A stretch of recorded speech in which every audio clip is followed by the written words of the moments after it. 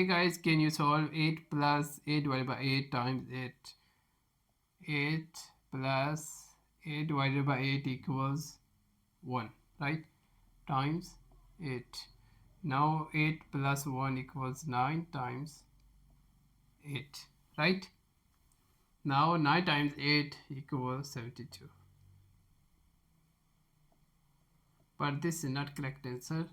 Follow the order of operations. We use PEMDAS rule. Multiplication and division from left to right. So solve again. 8 plus 8 divided by 8 equals 1 times 8.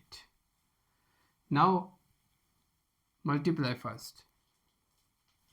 8 plus 1 times 8 equals 8, and 8 plus 8 equals 16.